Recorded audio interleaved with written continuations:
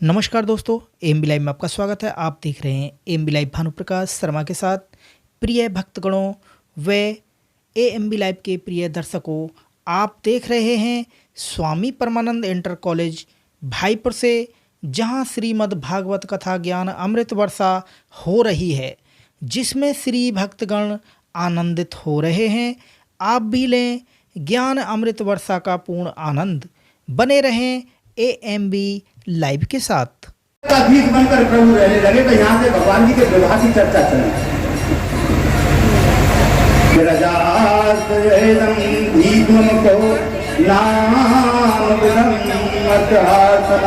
सत्यम सताम पुत्रम कन्या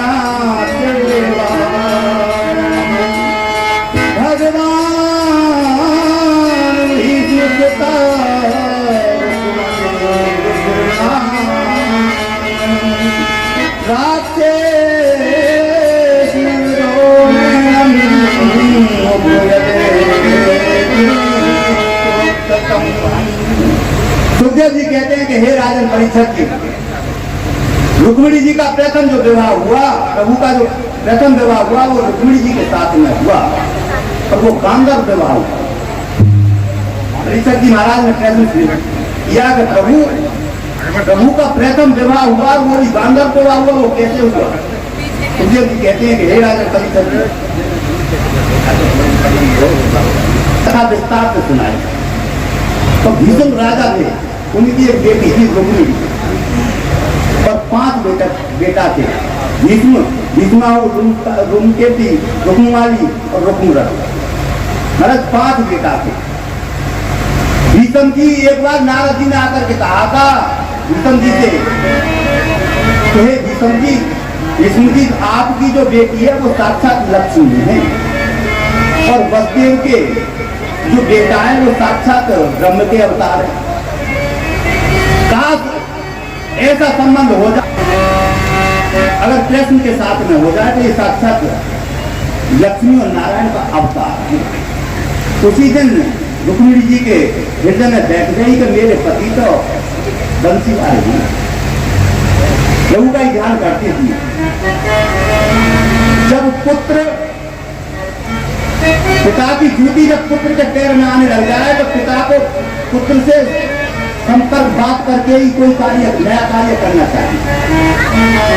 जब भीष्म बड़ा हो गया, भीष्म जी ने कही कि बेटा तुम्हारी बहन शादी हो कह गई है, कोई घर बार देख लो, यहाँ पिताजी देख लेंगे। भीष्म जी ने कहा कि बेटा मैंने एक संबंध देखा है कि वसुदेव के पुत्र कृष्ण के साथ में अगर विवाह हो जाए आपकी बहन का तो कैसा संबंध रहेगा। तो नाराज हो गया, बोला पिताजी क्या बातें करते हो आप? अरे गैया चराने वाला, गमार वाला, पूरी जिंदगी रायकों के पीछे ही हुई करने वाला, अरे उससे विवाह करूंगा मैं अपनी बहन का? मेरी बहन का विवाह तो किसी राजा के साथ में होगा। और पता है आपको, जरासंध से युद्ध करके रण में भाग गया है, रण छोड़ है। अरे वो क्या, ये मेरी बहन की रक्षा करेगा? मेरी बहन का विवाह तो किसी राजा के साथ में होगा। विष्णु जी ने कहा कि ज्यादा बातें मत करो, जैसी आपकी इच्छा हो ऐसे कर देना। विष्णु जी चुप हो गए, और मेरी बहन का विवाह शिशुपाल के साथ में होगा। शिशुपाल के साथ में, और शिशुपाल ने रुक्मिणी जी के सुंदरता रूप लावणता की चर्चा सुन रखी थी, और जाकर के कहा भीष्म रुक्मिणी ने कि भाई तू कल बारात लेकर के आ जा। उधर शिशुपाल को पता था, किसी ने कह दिया कि भाई दंगा हो सकता है, कृष्ण जी आ रहे हैं बारात में। शिशुपाल ने ढिंडोरा पिटवा दिया कि ना जाएगा कोई डोकरा और ना जाएगा कोई छोकरा, सब जवान जाएंगे, ना जाएगा कोई डोकरा और ना जाएगा कोई छोकरा, जवान जाएंगे। और महाराज कहीं जवान जाए जब बारात में कच लेकर वाले ना हो, कच पेंट वाले ना हो, कच पगड़ी वाले ना वाले ना हो, वो बारात को कहा हो तुम्हें पता हो, वहां पर पड़ रही हो और थैलियां खुल जाए फिर देखो क्या हाल होएगा भगवान। छोटे छोटे बच्चों के बड़े बूढ़े थे और शिषपाल ने ढिंढोरा पिटवा दिया कि ना जाओ कोई डोबरा ना जाओ कोई छोकरा। बारात को लेकर के आया उधर जब रुक्मिणी को पता चला कि मैं तो उन प्रभु का ध्यान करती थी, मेरे पति तो वही गिरधर गोपाल होते, अब ये क्या हो रहा है तो मैं कैसे करूं। तो जाकर के भाभी जी से पूरी बात बताई। भाभी जी ने कहा कि अरे तूने जब से क्यों नहीं बताया, अब बहुत जल्दी कर और ताई को भेज। तो एक ब्राह्मण देवता को बुलाया और रुक्मिणी जी ने एक चिट्ठी लिखी और चिट्ठी लिखते हुए उन ब्राह्मण देवता को दी। हे ब्राह्मण देवता, आप इस चिट्ठी को द्वारकापुरी में दिया और चिट्ठी में लिखा, ब्राह्मण से कहा कि हे ब्राह्मण देवता, रुक्मिणी जी कह रही है कि तन कंकन हाथ को मोती दूं, तन कंकन हाथ को मोती दूं और लाख दूं द्वार और लिखती साथ तो को और समुद्र की पार और वहाँ बसे के बुलाए समुद्र यहाँ बसे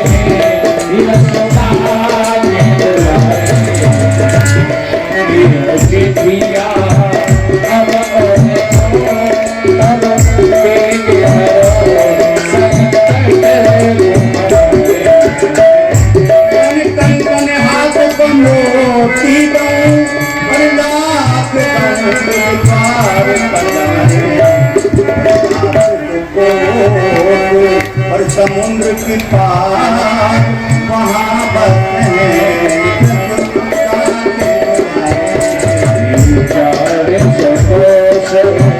समुद्र की पार यहाँ बसते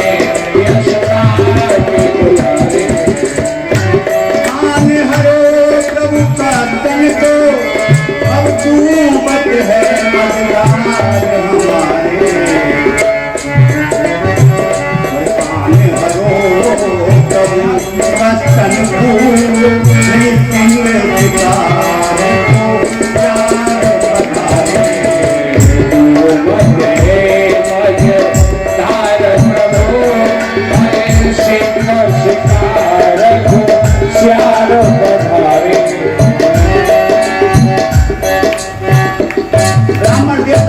हमारे ब्राह्मण देवता आप ये चिट्ठी लेकर के और द्वारकापुरी में।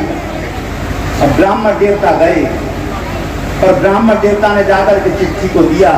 कन्हैया ने चिट्ठी को पढ़ा और ब्राह्मण देवता को से कहा कि हे ब्राह्मण देवता, जितना रुक्मिणी मुझे चाहती है इतना मैं रुक्मिणी को चाहता हूँ। आज ब्राह्मण देवता को रथ में बिठाया और रथ में बिठा करके चिट्ठी में लिख लिया था कि मैं देवी मैया की पूजा करने के लिए जाऊंगी मंदिर में और आप वहीं से मुझे ले जाना।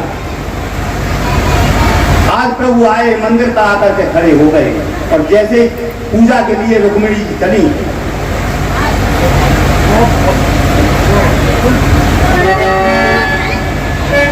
आगे सखियों के साथ में चली तो रुक्मिणी जी को पता था कि अब मैं लौट करके नहीं आऊंगी,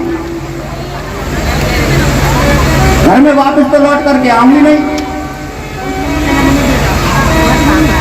क्योंकि अब वहीं से प्रभु मुझे ले जाएंगे, लौट करके तो मैं आऊंगी नहीं।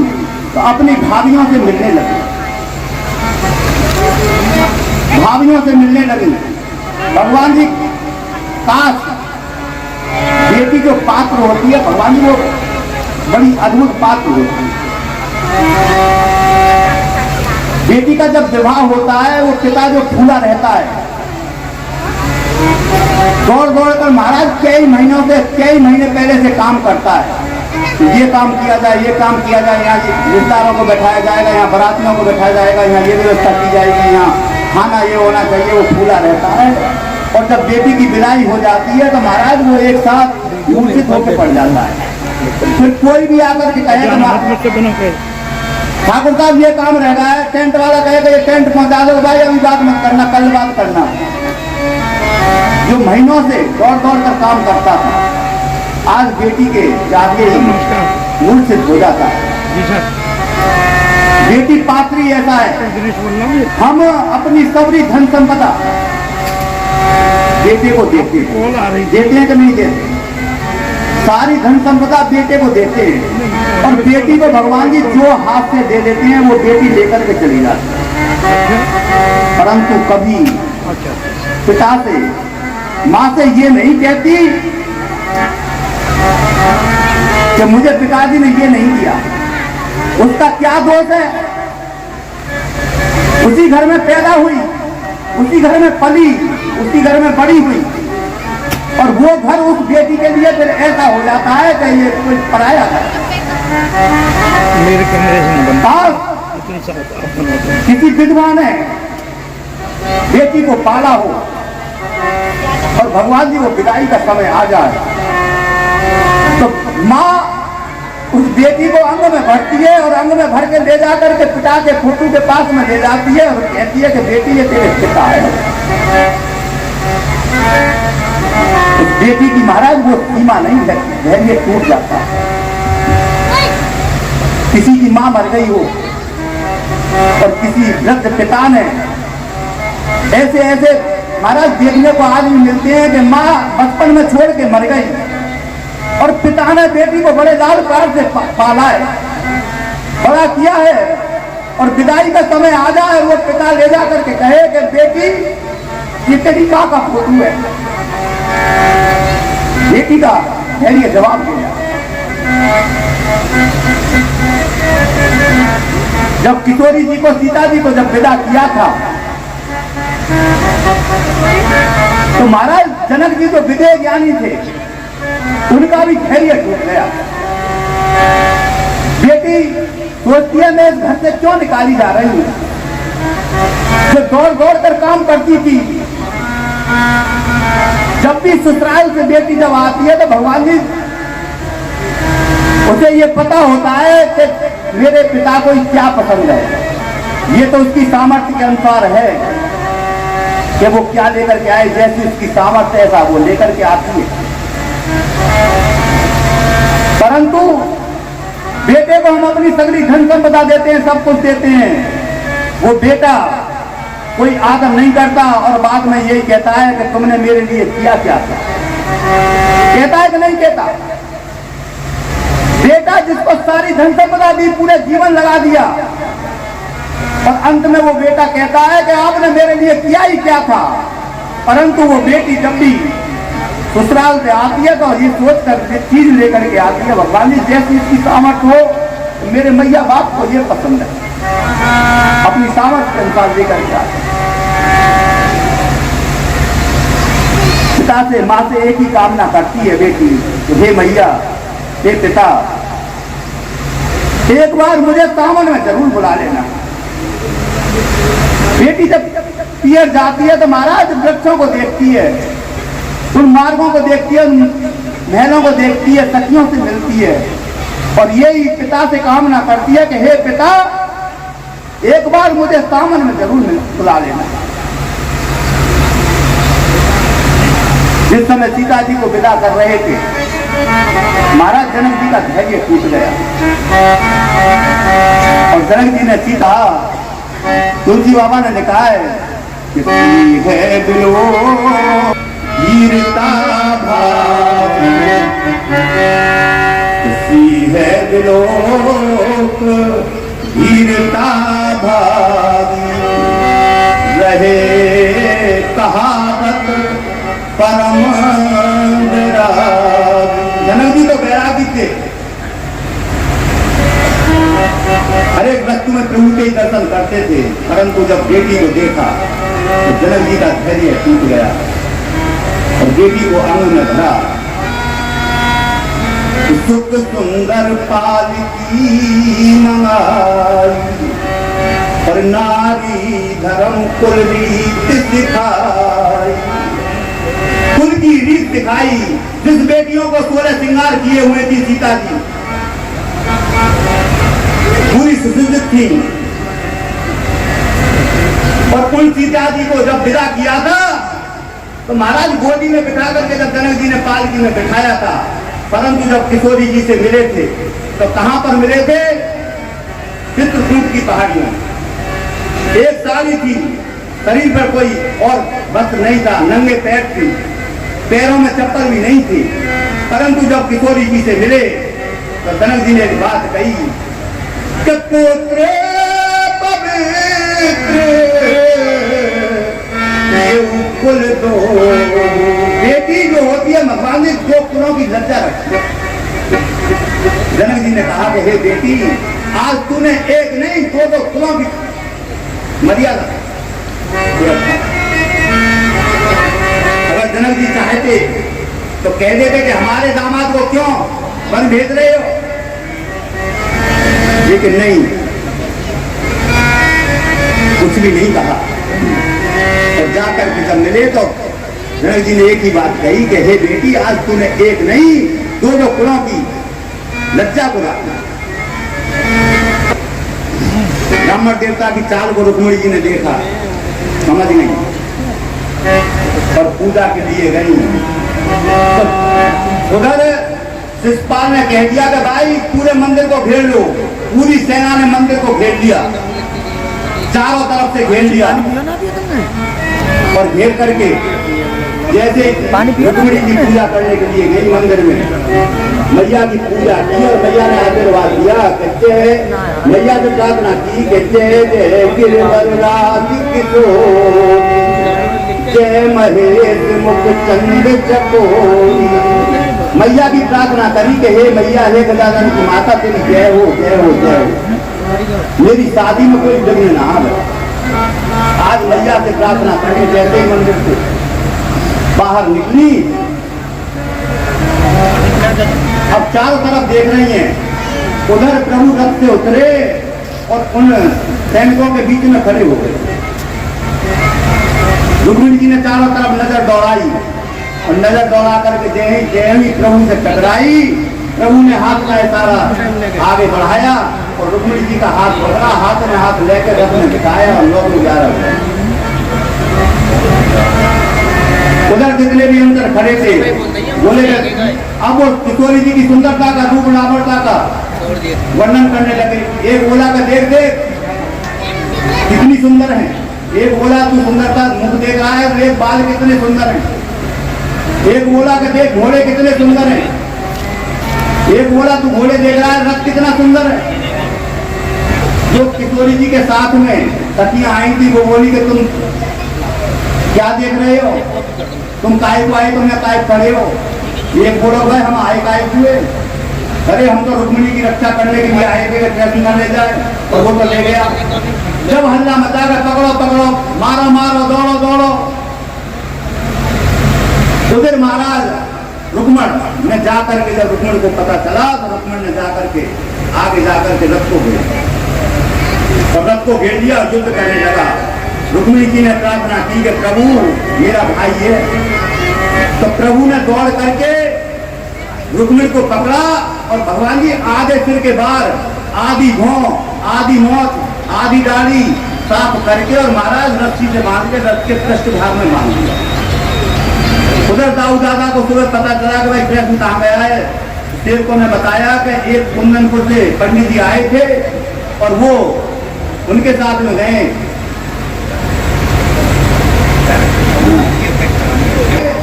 दाऊ जी ने पूरी सेना का संहार किया और जैसे ही दस्ती पड़ी रथ के पृष्ठ भाग में पूछी के कन्हैया ये कौन है। कन्हैया बोले कि दाऊ दादा तुम्हें पता ना है, रुक्मिणी जी को भाई है।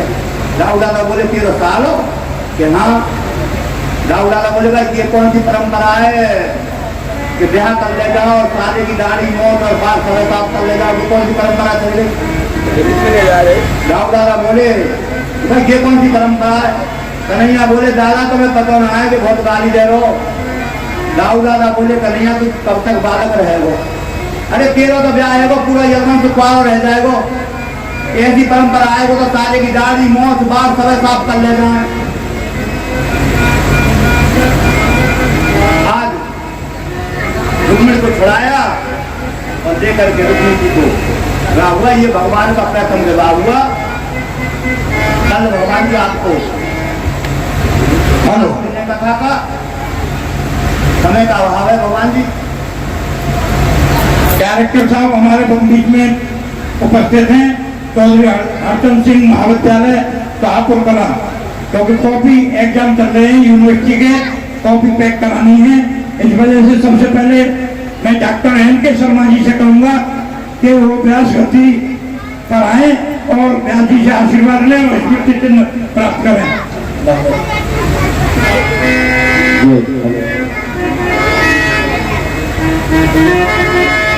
मेरी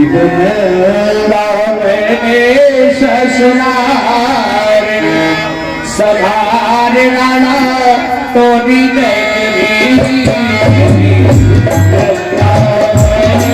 ससुराल सभार राणा तोरी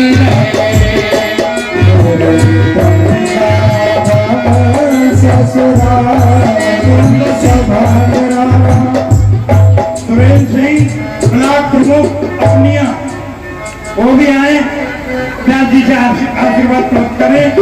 इनके साथ सतीश दिवाकर वीजीसी डॉक्टर और श्री रिंकू शर्मा वीजीसी मेहमदपुर। तेरी नगरी तेरी नगरी तेरी नगरी तेरी नगरी ससुराल तेरी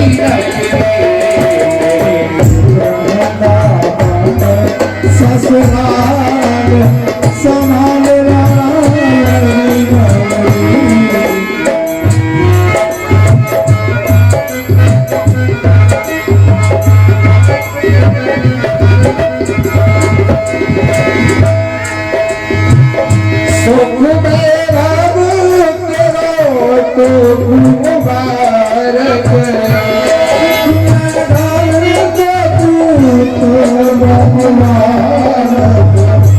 मेरे लिए तो है ये हारकार, मेरे लिए है ये हारकार।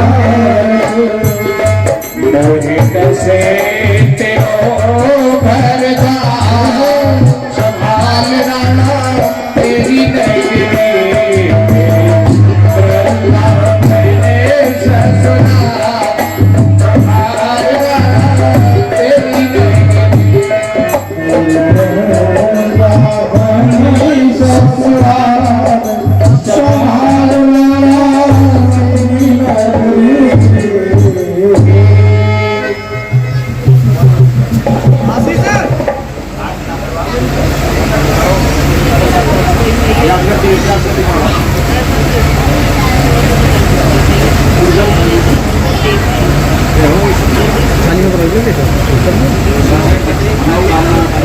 डॉक्टर बकुल तायन राजीव बंसली पूर्व चेयरमैन ऊर्जा, डॉक्टर बकुल तायन कोषाध्यक्ष महाराजा अग्रसेन पब्लिक स्कूल ऊर्जा।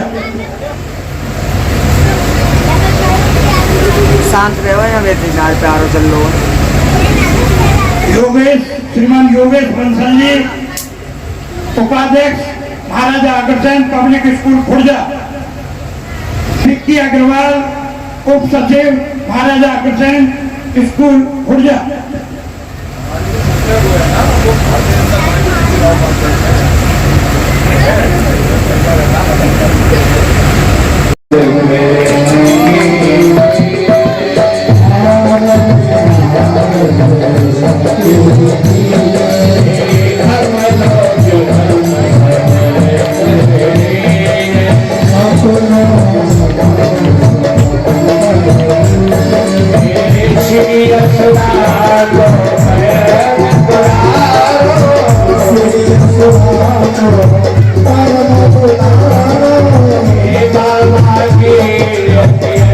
Bye.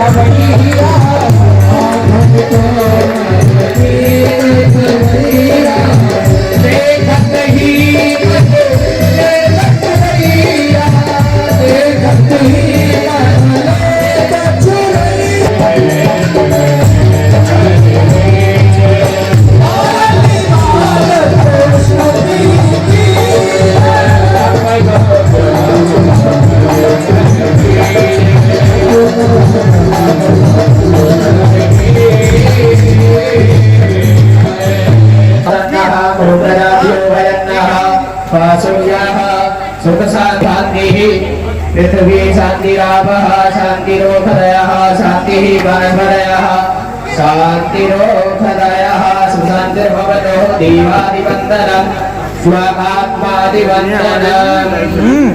सभी हाथ जोड़ लेंगे, आरती में घुमा रही हरि ओम जजरेन जन्माय दंतदेवातानि धर्माणि कर्माण्य सन्नादेहनाकं मयमानः सचन्दित्रा पूर्वे ओम एकदन्ताय विद्महे वक्रतुण्डाय धीमहि तन्नो दन्ति प्रचोदयात् नानासुगन्धपुष्पाणि यथा कालोद्भवानि च पुष्पाञ्जलिमय दत्ता गणं वर्षसहस्रनामाय पुष्पाञ्जलि अर्पित करो देवी करो स्वीकार नदी गोपाल करो स्वीकार गुरु नारायण भगवान की मेरा भीतर पाठ आदमी ओम प्रकाश जी, श्रीमान ओम प्रकाश जी ग्राम प्रधान कहना हमारे बीच पधार चुके हैं और मैं उनसे निवेदन करूंगा ले।